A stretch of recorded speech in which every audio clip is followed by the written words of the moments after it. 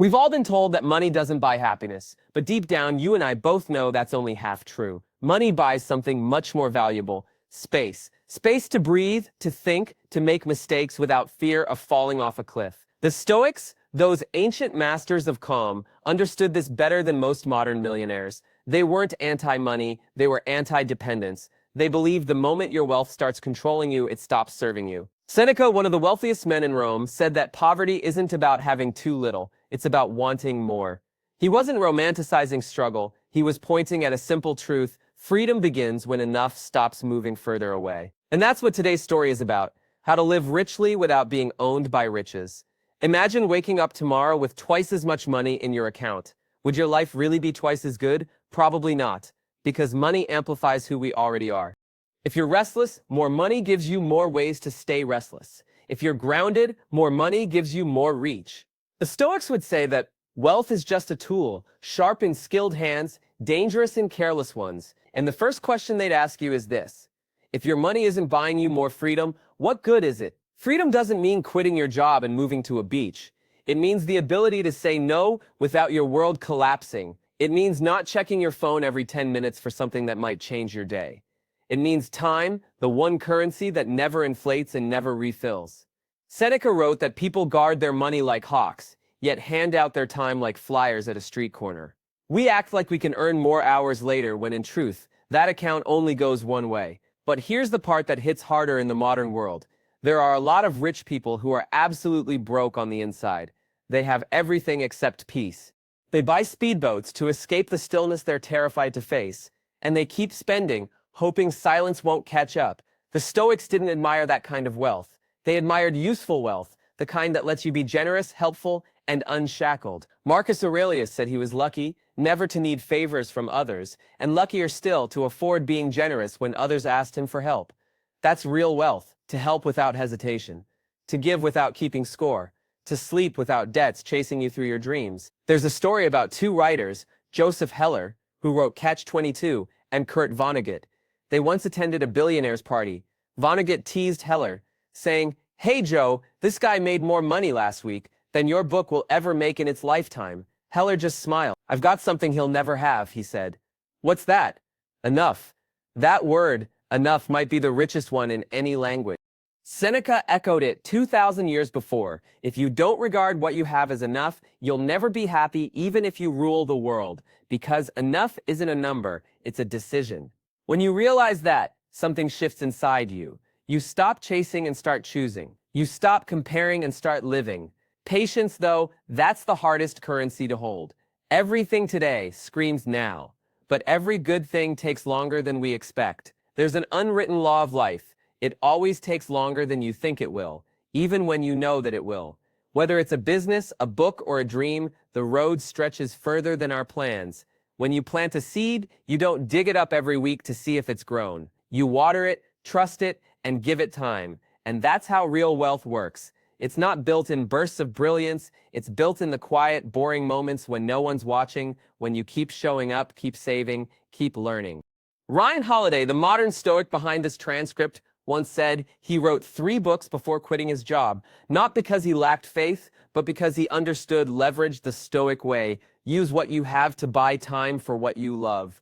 Your job, no matter how dull it feels, can be your personal trust fund. It funds your freedom until your passion pays the bills. That's not selling out, that's strategy. The world celebrates people who burn the boats, but most of them drown. The wiser move is to keep the boat row toward your dream and step onto new land only when you're sure it can hold you. Money isn't evil, dependence is. The paycheck isn't the trap, spending it all is. Holiday used his salary as stability, not a cage. He wrote at dawn, edited at night, and turned slow progress into permanent change. That's how compounding really works, not just in finance, but in life. When you stop rushing, your effort compounds. When you stop chasing, your peace compounds. When you stop comparing, your joy compounds. Dale Cunningham, a legendary photographer, once said, "If you don't take the money, they can't tell you what to do." That's not cynicism, that's power. Because every paycheck, every deal, every shiny thing you accept comes with invisible strings, and every string pulls a little of your freedom away. Cato, the Stoic senator, said, "Nothing is cheap if it is unnecessary." He wasn't just talking about money. He meant the mental rent you pay for every needless thing you own. So ask yourself, are you earning freedom or buying another cage? True Stoic wealth isn't about stacking assets. It's about shrinking your dependency. It's not about having more, it's about needing less. If you can live on less than you earn, you're already rich. Because freedom isn't a number, it's a ratio. When your wants are smaller than your income, the difference is called peace of mind. Diversification isn't about owning 100 different things. It's about refusing to let one mistake destroy you. The Stoics understood that uncertainty isn't a glitch in life. It's the default setting. A wise person doesn't chase control. They build buffer. In the markets, that means spreading risk. In life, it means spreading identity. You're not just your job, your business, or your portfolio. You're a collection of skills, values, and habits that no market crash can touch. Imagine all your wealth tied to one engine: your career, your health, your creativity. Then one day, that engine stalls. If everything depends on that one thing, you don't just lose income, you lose direction. That's why the Stoics taught self-reliance, but also adaptability. When one path closes, you build another. Ryan Holiday said he makes his living with his mind, so he invests his earnings in things that don't depend on him thinking forever. Real estate, index funds, slow-growing assets that work while he sleeps. That's a modern echo of an ancient truth. Never let your survival depend on constant performance. You don't need to own property or stocks to live by that rule. You just need to build safety nets. A side income, a habit of saving, a skill that can earn you food when your main plan burns down. Freedom isn't built on perfect foresight. It's built on enough cushions to absorb surprise. There's another side of wealth people rarely talk about: the courage to admit you were wrong, to cut your losses before your pride digs the hole deeper. Marcus Aurelius wrote that being corrected isn't humiliation, it's education. When you realize a decision no longer makes sense, you haven't failed, you've evolved. But that's hard, isn't it? We cling to losing stocks, dead jobs, and draining relationships because quitting feels like betrayal.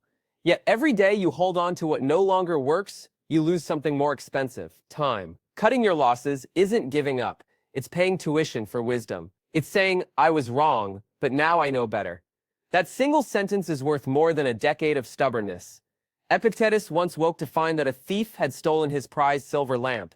Most people would have been furious. He shrugged and said, "You can only lose what you have." Then he replaced the lamp with a cheaper one, because he realized the real cost wasn't the object, it was the fear of losing it again. That's a kind of financial enlightenment most of us never reach. We think we own things, but often they own us through worry, debt, and the constant need to protect them. Every possession has hidden maintenance costs: insurance, repairs, anxiety. The more you own, the more you manage. The more you manage, the less you live. So when you buy something, don't ask, can I afford it? Ask, can I afford the piece it will steal? That question will save you more than any spreadsheet ever could. Seneca warned that even marble palaces could feel like prisons if you fill them with vanity. Modern life proves him right every day. We scroll through endless luxury and wonder why it doesn't feel luxurious. It's because wealth without stillness just becomes noise. Tim Ferriss once asked a fellow Stoic what he spends money on: cars, travel, collectibles. The man said, "Nothing really." Ferriss smiled and said, "Then remember that when you go out to earn it, if you don't enjoy the reward, stop paying the price." That's not laziness, that's clarity. You don't need to hate money to master it. You just need to know its place. Money is a servant, not a soulmate. A tool for freedom, not identity. The real measure of wealth isn't how much you have, it's how little you need to be at peace. The Stoics built lives that could not be stolen because their worth lived inside them. Their bank account was their discipline. Their interest rate was gratitude. Their compound growth was character. You can do the same: earn what you can, spend what you must, invest in what lasts. And never forget what Seneca said: you're rich the moment you can stop asking, "What's next?" and start whispering, "This is enough."